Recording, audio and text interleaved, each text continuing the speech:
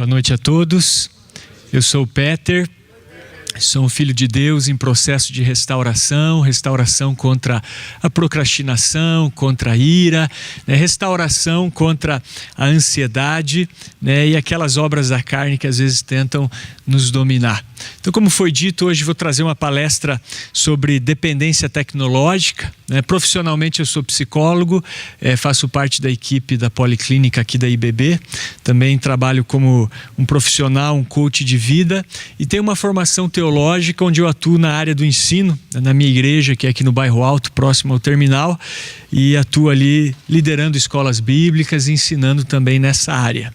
E hoje vamos falar um pouquinho então a respeito de dependência tecnológica. Então vamos lá, pessoal, vamos começar falando a respeito de dependência tecnológica, e eu escolhi para iniciar uma imagem de uma família onde todos estão sentados no sofá e todos estão conectados nos seus celulares, nos seus smartphones, nos seus iPads, inclusive o cachorro está ali conectado, e isso aponta para a realidade de muitas famílias hoje em dia. E você sabe que a tecnologia é algo que faz parte da nossa vida, A tecnologia em si, ela não é ruim, não tem como nós fugirmos da tecnologia, ela é boa. Se você observar, nós temos aqui um PowerPoint, temos aqui um microfone, a tecnologia ela é em si boa. O problema é quando isso se torna um exagero. Então as coisas boas, quando você exagera nelas, isso pode se tornar um problema. E eu escolhi como introdução dessa palestra uma frase dessa doutora em psicologia, Irani Tomiato de Oliveira, que estuda a respeito de dependência tecnológica, e ela diz assim, dependência tecnológica pode ser uma forma de manifestar a sua grande dificuldade de viver a sua vida real. Então ela aponta que algumas pessoas acabam indo para esse extremo da tecnologia, porque essas pessoas elas têm dificuldade de viver a vida real. Então elas vivem num mundo virtual. Inclusive hoje eu estava dando uma lida em alguns artigos sobre isso, e o autor ele falava sobre os nativos tecnológicos e aquelas pessoas que são imigrantes. Então os mais antigos são imigrantes. Mas as crianças que nascem nessa geração, eles já são chamados de nativos dentro da tecnologia, porque elas já nascem na tecnologia e elas são talvez as pessoas que se tornam as principais vítimas da dependência tecnológica, porque elas nascem já no meio da tecnologia, elas sentam no carro, já tem às vezes ali um filminho para elas estão toda hora conectadas nos seus celulares, nos seus iPads, nos seus iPhones, enfim, e isso pode se tornar um problema, Então essa frase da doutora Irani como introdução dessa palestra. E eu gostaria hoje de responder a 4 perguntas, Rapidamente. Primeira delas, o que é dependência? Então nós vamos falar um pouquinho sobre isso, nós vamos falar também sobre quais são os sintomas da dependência tecnológica, vamos ver quais são algumas consequências dessa dependência e no final nós vamos trazer alguns pontos sobre como vencer a dependência. Então para começar, vamos definir dependência. Então aqui diz que é um substantivo feminino, é o estado ou qualidade de dependente, subordinação ou sujeição. Então nesse caso é aquela pessoa que depende de outrem, Então, por exemplo, eu tenho um filho que tem 12 anos e ele é o quê? Meu dependente. Eu sou responsável por ele. Eu respondo por ele. Então, essa é uma definição de dependência. Outra definição é a necessidade de proteção e de arrimo. Então, aquela pessoa que depende de outra para ser protegida, para se sustentar. E a terceira definição é a pessoa que não consegue se desligar de um hábito, especialmente de um vício, é uma prática compulsiva. Então nós vamos partir dessa terceira definição, a dependência tecnológica como um hábito prejudicial, uma compulsão, um vício que a pessoa tem. Porque você sabe que todos nós temos hábitos. Na verdade, a nossa vida é formada de hábitos e existem hábitos bons. Se você cria o hábito, por exemplo, de praticar atividades físicas com regularidade, de se alimentar bem, de dormir pelo menos 8 horas por dia, de beber aí uns uns 2 litros de água por dia também são hábitos bons. Então isso não é considerado um vício. Agora, quando você desenvolve alguns hábitos que prejudicam algumas áreas importantes da sua vida, isso é considerado então um vício e um hábito ruim. Então nós vamos falar sobre isso visando a dependência tecnológica. Então a dependência tecnológica pode se tornar uma compulsão, um vício, algo prejudicial para a vida da pessoa. E antes de falar exatamente sobre a dependência, eu quero trazer algumas coisas importantes. Aqui quero falar de liberdade e disciplina. Eu gosto muito de uma frase de um autor que ele diz que as únicas pessoas livres são as pessoas disciplinadas. Por que eu estou dizendo isso? Porque muitos vícios, muitos maus hábitos que nós adquirimos na nossa vida, nós adquirimos como consequência, assim, de um pensamento: eu sou livre. Então, como eu sou livre, eu quero fazer o que me dá vontade, porque eu sou livre. Aí eu quero passar o dia inteiro, por exemplo, navegando na internet, e eu passo, porque eu sou livre, por exemplo. Então, muitos maus hábitos e muitos vícios e muitas compulsões que nós adquirimos com a desculpa de que nós somos livres. Mas as únicas pessoas livres são as pessoas disciplinadas. Por quê? Se eu tenho disciplina, por exemplo, vou dar esse exemplo, para levantar cedo todos os dias, se um dia eu posso e quero levantar tarde, eu tenho o poder da escolha, porque eu tenho disciplina para levantar cedo. Então, se um dia eu quero levantar tarde, eu posso escolher levantar tarde. Mas se eu acostumei a levantar todo dia 1 hora, e um dia ou num período da minha vida eu preciso levantar cedo, eu vou ter mais dificuldade. Então, muitas vezes nós adquirimos maus hábitos como consequência e desculpa de que nós somos livres. Mas as únicas pessoas livres que podem escolher de fato são as pessoas que desenvolvem a disciplina. Então, se você prestar atenção, muitos vícios vêm como consequência dessa falsa liberdade, dessa ideia falsa de que liberdade é fazer o que eu quero. E na verdade, quando eu faço o que eu quero, eu me torno escravo das minhas vontades e escravo das minhas emoções. É por isso que essa frase ali da Mary von Ebner Eckenbach, ela diz que até onde vai o seu autocontrole, vai a sua liberdade. Até o próprio Epicleto, que é um filósofo, ele diz que nenhum homem é verdadeiramente livre até que se domine. E Salomão, que foi um dos homens mais sábios da história, se não o mais sábio escritor de 3 livros na Bíblia, um deles o livro de Provérbios, ele diz: como a cidade com seus muros derrubados, assim é quem não sabe dominar-se ou quem não tem domínio próprio. Então nós vemos que Salomão compara uma pessoa sem autodisciplina com uma cidade sem muros, ou seja, uma cidade onde qualquer um entra. E o próprio Jesus falou sobre isso, quando ele diz que aquele que pratica o pecado, ele se torna escravo do pecado. Então as pessoas livres, elas são pessoas disciplinadas. Não é uma opinião pessoal, tá? Você pode ver que eu estou baseando isso em vários autores, em várias pessoas que afirmam isso. Então, muitas vezes, nós adquirimos maus hábitos, compulsão por alguns comportamentos que não são bons, com a desculpa da liberdade, com essa ideia falsa de liberdade, e nós nos tornamos, então, escravos da nossa própria vontade e das nossas emoções. Legal? Então vamos lá, vamos falar um pouquinho então sobre dependência tecnológica, e eu quero começar falando sobre os sintomas da dependência tecnológica. Então, se você observar os artigos que falam sobre isso, você vai ver que uma pessoa dependente de tecnologia, ela vai ter uma piora em algumas áreas importantes da sua vida. Por exemplo, piora no rendimento escolar, no caso de um estudante, ou no trabalho.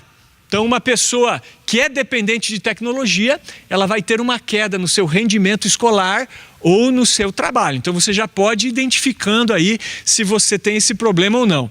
Outra coisa que faz parte, ou é um sintoma de dependência tecnológica, é o isolamento social. Então a pessoa para de se relacionar ou diminui às vezes esses relacionamentos interpessoais e ela começa a se relacionar muito virtualmente, como aquela frase do início da palestra, E eu não sei se você sabe, mas é comprovado nas pesquisas que as pessoas que têm habilidades sociais, que se relacionam bem, que interagem bem, elas têm mais saúde psíquica, elas têm um melhor desempenho no trabalho, elas são pessoas mais felizes e mais prósperas. E hoje nós vemos que cerca de de 90% das demissões não é por falta de qualidade técnica das pessoas, é porque as pessoas não sabem interagir socialmente. Então você vê aquele jovem que é um mestre na tecnologia, né? Ele é capaz de entrar e hackear lá os dados do FBI, mas ele não sabe se relacionar bem, ele não sabe ouvir um não, ele não sabe lidar com uma crítica, ele não sabe lidar com uma dura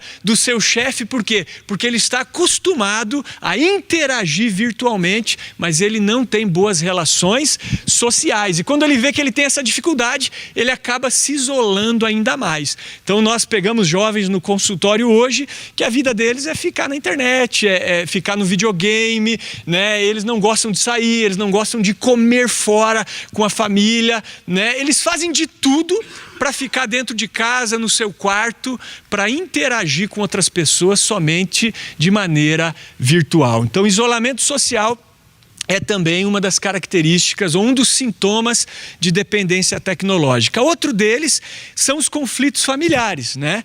Então, como fruto da dependência tecnológica, isso traz conflito dentro de casa, né? Porque as pessoas deixam de interagir, às vezes, na própria família. Não sei se você já ouviu isso, deve ter ouvido, né? De pessoas assim que se vangloriam de se comunicar dentro de casa através do celular. Ah, mandei uma mensagem para minha mãe, para o meu irmão, dentro da própria casa, pelo WhatsApp, e até dentro de casa a comunicação às vezes é virtual, trazendo alguns conflitos familiares. Outra coisa são elementos de tolerância e abstinência, ou seja, a pessoa quando ela fica sem tecnologia, ela tem alterações no humor, irritabilidade e fica muito ansiosa, né? Eu já ouvi pais comentarem comigo que quando deram uma disciplina, por exemplo, no filho, retirando às vezes o celular, ele falou, meu filho ficou como um viciado em drogas. Foi a expressão do pai, ficava andando de um lado para o outro, né, ansioso, né, irritadiço, tendo ali uma crise realmente de abstinência. Seria mais ou menos isso. E finalmente a mentira, né? Então a mentira é como assim, é aquela atitude de uma fuga do estímulo aversivo, né? A pessoa fala, você já está na internet? Não estou. Quanto tempo você ficou hoje, né, na internet ou, né, assistindo isso ou aquilo? E a pessoa acaba mentindo para quê? Para fugir de um estímulo aversivo, porque isso já está gerando conflitos familiares. Então esses são alguns dos sintomas da dependência tecnológica. Somando-se a isso, um comentário aqui de uma psicóloga chamada Sylvia Van Enck, que ela diz assim, soma-se a isso a necessidade de aumentar o tempo de conexão para obter a mesma satisfação, o descumprimento das horas de sono e das refeições, além da vida familiar, social, escolar e profissional que fica comprometida, refletindo negativamente no desempenho das tarefas, podendo ocasionar depressão e outros problemas de saúde. Então nós vemos que as pessoas deixam de fazer algumas coisas importantes, inclusive às vezes comer, ir ao banheiro, né, as suas necessidades básicas, porque elas querem ter maior tempo de conexão para encontrar aquela satisfação. Então se torna realmente uma compulsão. Como uma pessoa às vezes viciada em droga, que ela tem que aumentar as doses para sentir o mesmo efeito, a pessoa às vezes dependente de tecnologia, ela segue esse mesmo caminho, tá? E para você ter uma ideia, eu não sei se você já ouviu sobre isso, para mim foi uma novidade, pesquisando sobre o assunto, eu fiquei sabendo de 2 pessoas que morreram de tanto jogar videogame, por exemplo. Uma delas foi um menino em Taiwan, que em 2012, aos 18 anos, ele morreu ao ficar 40 horas ininterruptas jogando videogame, por exemplo, né? A ponto de não comer, não dormir, não ir ao banheiro e acabou falecendo, né? Essa imagem que está ali é de um outro rapaz, não esse de Taiwan, mas que morreu numa lan house, também lá na região da Ásia, e eles só perceberam que o rapaz morreu depois de 9 horas, porque ele morreu com as mãos assim no teclado do computador, ficou duro, com os olhos abertos, né? Se você pesquisar na internet você vai ver a foto dele ali, e depois de 9 horas as pessoas perceberam que ele estava morto, né? E ele morreu também depois de várias horas ininterruptas jogando videogame, ali estando online, mostrando que um dos sintomas extremos, talvez a dependência tecnológica, pode ser até, por que não, a morte, né? Então isso foi uma curiosidade para mim, e ao pesquisar sobre esse assunto, eu fui ver que 2 pessoas, pelo menos aí que eu pesquisei, já morreram por excesso de jogos, né? Por excesso de videogame no caso. Legal? Então esses são alguns sintomas e também algumas consequências da dependência tecnológica. Uma delas que eu quero despertar aqui e trazer para vocês é a SPA, ou a SPA, Síndrome do Pensamento Acelerado. Se você já leu os escritos do Augusto Cury, né, que é um psiquiatra muito conhecido aqui no Brasil, ele fala muito sobre isso. Né? Todos os livros dele que eu peguei, um sobre ansiedade, um livro que eu gosto muito também dele, que é Pais Brilhantes, Professores Fascinantes, ele vai falar sobre a síndrome do pensamento acelerado. O que é a síndrome do pensamento acelerado? Por causa do excesso de informações que a tecnologia traz, isso gera assim um acúmulo de informações no córtex cerebral. E a criança, ou até mesmo o adulto, começa a ter uma aceleração de pensamentos. Então ele diz que pensar é muito bom, mas pensar demais, isso traz prejuízo. Como eu falei no início, tudo que é bom, exageradamente se torna algo ruim. E ele aponta a tecnologia como uma das causas da SPA. Então veja só, excessos de pensamento roubam a energia do córtex cerebral. E alguns dos sintomas, né, da SPA são falta de energia. A pessoa sente um cansaço físico sem motivo. A pessoa não praticou atividade física, mas ela se sente sempre cansada. Isso pode ser um sintoma da SPA. Outra coisa, alteração de humor. A pessoa se torna instável, tendo alguns comportamentos semipatológicos até. Né? Então você vê, às vezes, a pessoa, essa pessoa é bipolar, por exemplo. Né? Às vezes a pessoa tem a síndrome do pensamento acelerado. Concentração prejudicada. Então nós vemos hoje muitas crianças com déficit de atenção, com hiperatividade, por exemplo, e nós vemos uma indústria farmacêutica dopando as nossas crianças, né? Enchendo as nossas crianças do quê? De Ritalina, por exemplo, que é um remédio que é tão forte como a cocaína, né? Então termina com ina, né?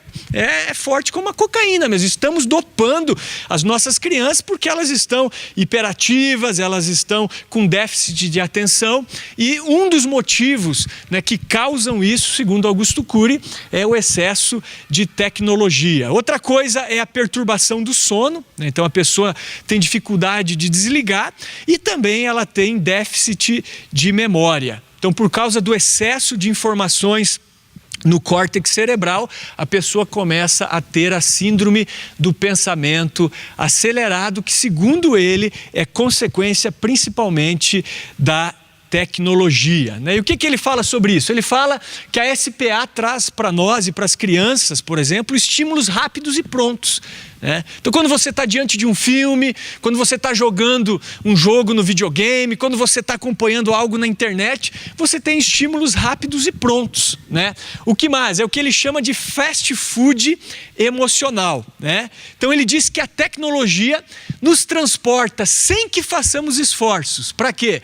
Para uma excitante partida esportiva, para dentro de uma aeronave, para o cerne de uma guerra e para dentro de um dramático conflito policial. E com o tempo, nós perdemos o prazer nos pequenos estímulos da rotina diária. Eu não sei se você já viu, mas hoje, se você está sem a tecnologia, às vezes parece que a vida está sem graça, é mais ou menos isso. Né?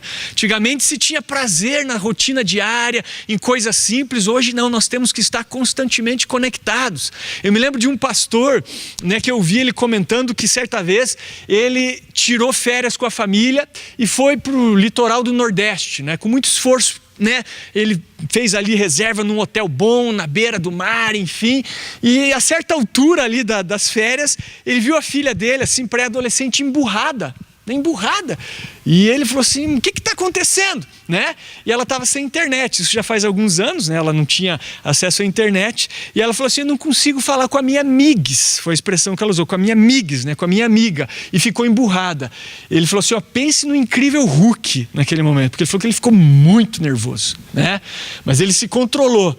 Mas ele falou, não acredito. Né? Paguei um hotel bom, na beira do mar, aqui, né, na orla aqui, não lembro de qual cidade exatamente, né, com piscina, com tudo, e a minha filha está de mau humor, por quê? Porque não consegue falar com a amiga. Vocês estão entendendo? Então, se nós não estamos, às vezes, conectados, nós acabamos, né, tendo esse tipo de comportamento e nós perdemos o prazer naquelas coisas que são do dia a dia, na rotina diária. Nós começamos a ter aversão à rotina, que é um dos sintomas também da síndrome do pensamento acelerado. E a nossa vida, queira ou não, é uma vida de rotina, né? Você está num trabalho, tem um momento que você vai ter a tua rotina, a tua casa vai ter a tua rotina, né? E nós precisamos encontrar prazer nessas pequenas coisas também. Então isso é síndrome do pensamento acelerado, que é também um dos, digamos assim, dos frutos do uso excessivo da tecnologia, ok? Então ele diz assim, que precisa-se de muita coisa para ter pouco prazer, o que gera personalidades flutuantes, instáveis e insatisfeitas. E ele diz mais, ele diz que uma criança de 7 anos na atualidade tem mais informações na memória do que um humano de 70 anos, né, há 1 ou 2 séculos atrás. Então hoje, por causa da tecnologia, nós vemos crianças de 7 anos com mais informação do que um adulto de 70 anos, sei lá, 1 século atrás, por causa da tecnologia que causa a síndrome do pensamento acelerado. E finalizando, ele diz ali que pensar é excelente, mas pensar muito é péssimo, né? Então nós vemos que a dependência, ela é um vício, ela é uma compulsão. Nós vimos alguns dos sintomas, algumas das consequências. Eu destaco aqui a síndrome do pensamento acelerado, mas talvez a pergunta mais importante é como é que nós vencemos a dependência, né? E não só aqui a dependência tecnológica, nós podemos trazer esses princípios para qualquer tipo de dependência. Então, primeira coisa que eu quero destacar, admita o seu problema.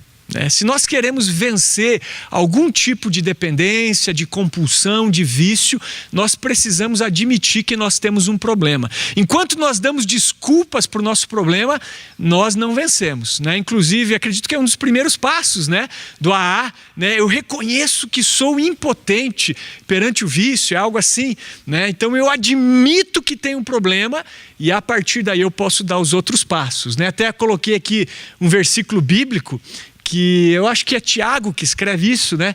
Que ele diz que cada um, porém, é tentado pelo seu próprio mau desejo, sendo por este arrastado e seduzido. Então aquilo que nos prende, na verdade, é algo que nos dá prazer. E queira ou não, né, a tecnologia ela acaba nos dando algum tipo de recompensa, algum tipo de prazer imediato, e isso acaba se tornando, em alguns casos, uma compulsão e um vício. Então, se eu quero vencer qualquer tipo de compulsão, em primeiro lugar eu preciso admitir o meu problema. Em segundo lugar, deixar o passado para trás. Como diz o apóstolo Paulo, esquecendo-me das coisas que para trás ficam, eu avanço para aquelas que estão adiante de mim. Eu prossigo para o alvo. Então você ficar preso ao passado é como você dirigir um carro olhando no retrovisor. Fatalmente você vai bater no carro da frente. Então, se eu quero vencer qualquer tipo de compulsão, eu preciso deixar o passado para trás. Em que sentido? Puxa vida, se eu ficar pensando naquele dia que eu recaí, naquele dia que eu falhei, eu não vou dar o próximo passo. Vamos pensar numa criança. Por que uma criança aprende a andar? Quando você era criança, você aprendeu a andar. Eu também. Porque nós, né, fomos ali meio sem jeitos no começo e nós caímos várias vezes. Mas como a criança, ela não fica olhando para trás, ela não fica pensando, puxa, acabei de cair, não vou mais tentar. O que ela faz? Ela levanta e segue em frente. Porque ela não conhece a palavra desistir. E ela vai em frente porque ela não desiste, ela aprende a andar. Então, com relação a um tipo de compulsão, é a mesma coisa. É esperado que uma pessoa recaia quando ela tem um problema. Se eu tenho um problema, né, como eu falei aqui, com ira, em algum momento eu vou recair. O importante é eu não ficar preso no passado. Eu falo, não, eu vou avançar. Não é porque eu recaí que eu não tenho mais jeito. Eu consigo dar a volta por cima. Eu conheço pessoas, por exemplo, que se recuperaram do vício das drogas, que eles passaram por cerca de 17 internações. Então recaíram várias vezes, mas hoje fazem anos que essas pessoas estão firmes, estão bem. Por quê? Porque elas não desistiram, né? Então deixar o passado para trás e avançar. Esse é o segundo passo. Terceira coisa é você contestar os teus sentimentos, né? Então, quando nós temos um problema, a nossa tendência é pensar assim, se eu não fizer isso eu vou morrer, eu preciso disso. É igual uma pessoa que às vezes tem compulsão por compra, né? Ela olha algo e vem aquela sensação, eu preciso disso. Mas será que eu preciso mesmo? Eu posso aprender a conversar comigo, né, a questionar os meus pensamentos. Eu me lembro, assim, falando de compulsão por compras, de uma reportagem de uma mulher que ela tinha 150 pares de sapatos na sua casa, sendo que cada um deles custava cerca de R$150, né? Ela fez o cálculo e um dia ela caiu em si, ela falou, poxa, eu investi 22.500 mais ou menos em sapato, podia comprar um carro aí, né, popular na época, seminovo, sei lá, né? E aí ela caiu em si, mas cada vez que ela via um sapato novo que chamava a atenção, vinha aquele sentimento, eu preciso disso. Será que eu preciso mesmo?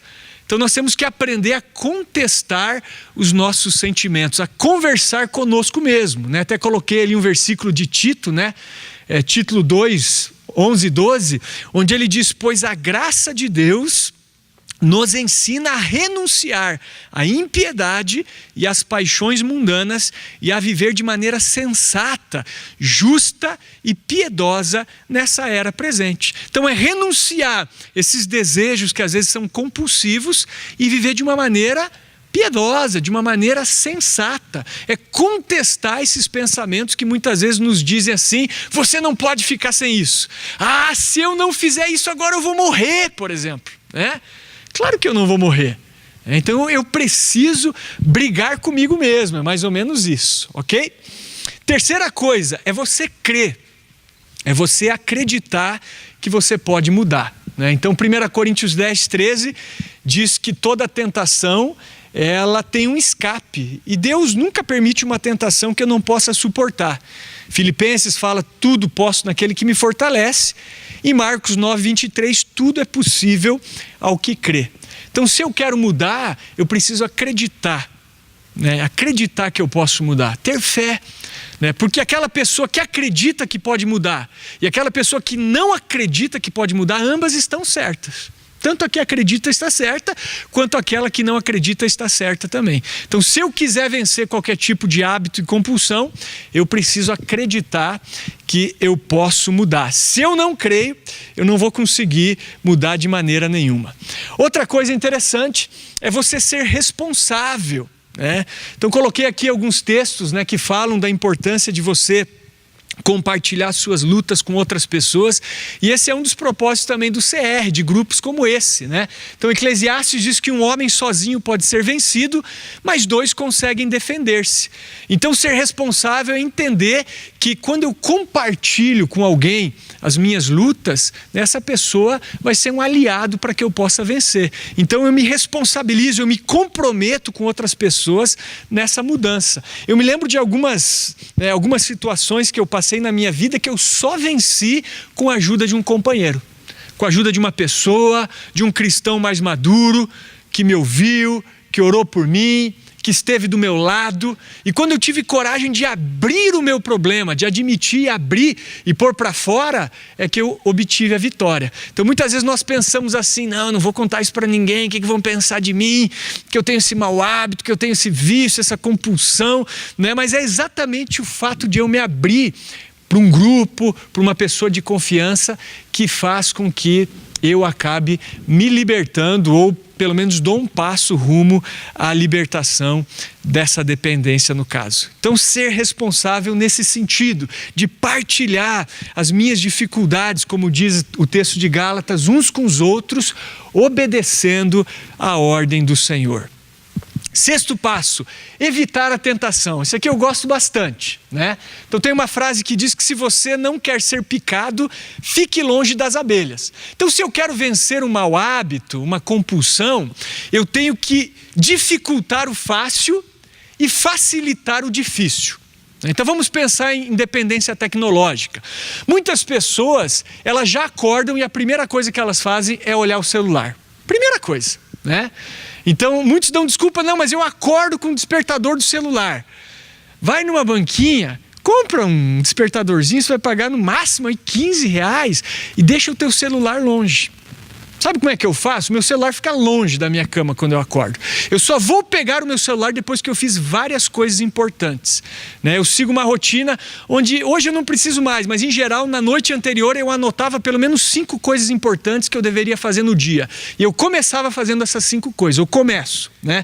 É como aquela dica de $100 milhões, onde diz que o menino chegou para o milionário e disse assim: eu vou te dar uma dica. E o milionário falou: então tá, me dê essa dica, né? E aí o menino disse assim: ó, dependendo do resultado dessa dica, você me paga quanto você quiser. Passado um tempo, o milionário enviou um cheque, se não me engano, de $100 mil para o menino. Ele pagou $100 mil pela dica. Qual foi a dica? O menino disse assim: ó, toda noite antes de dormir você escreva 5 coisas importantes que você tem que fazer no outro dia. E você comece fazendo essas 5 coisas.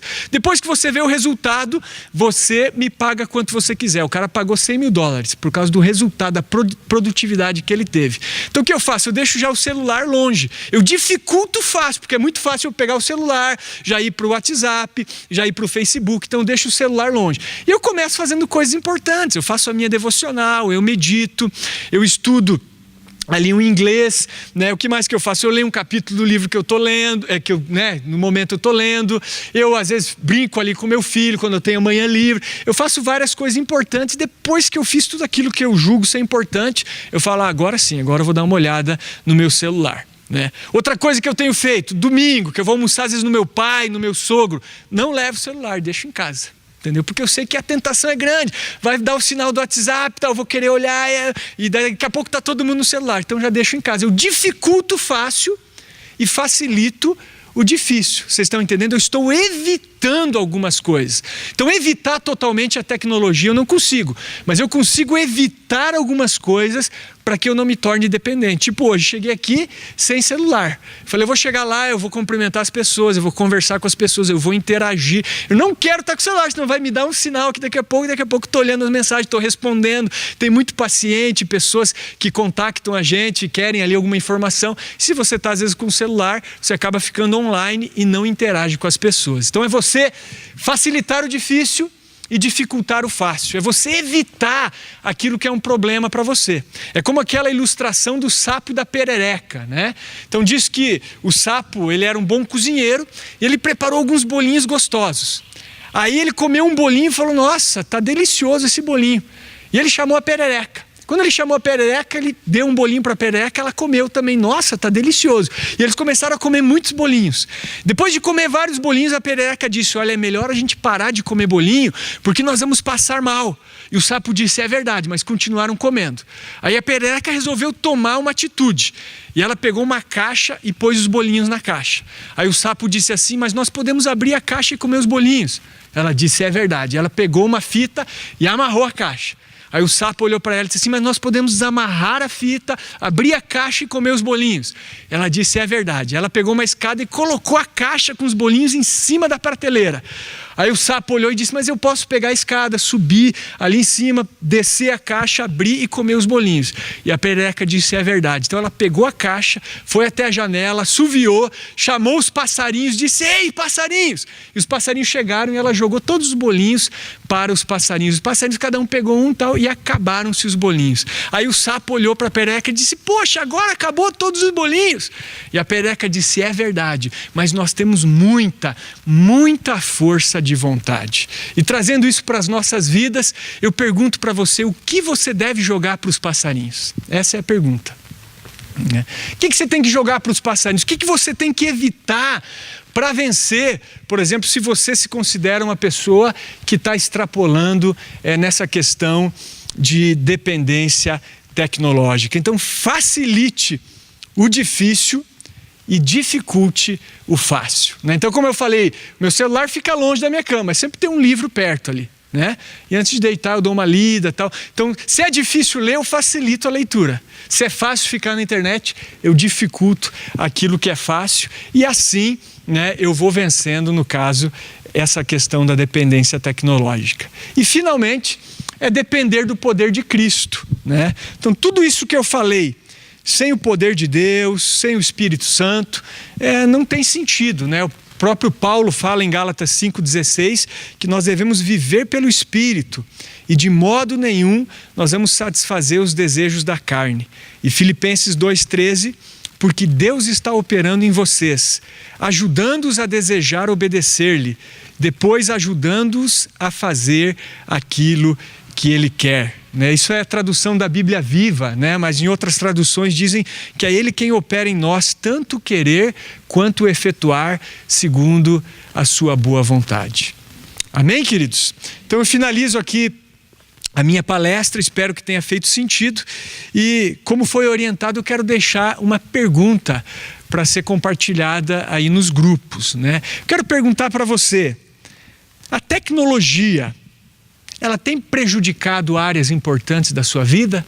A sua interação social, a sua vida familiar, talvez os seus estudos e o seu trabalho? Pense um pouquinho. Então a internet, a tecnologia de uma maneira geral, ela tem prejudicado áreas importantes da sua vida? Interação social, vida familiar, talvez o desempenho no trabalho, o seu desempenho nos estudos. Você tem negligenciado algumas necessidades até básicas por causa da internet e da tecnologia? Então deixo essa pergunta para vocês nessa noite. Muito obrigado, Deus abençoe.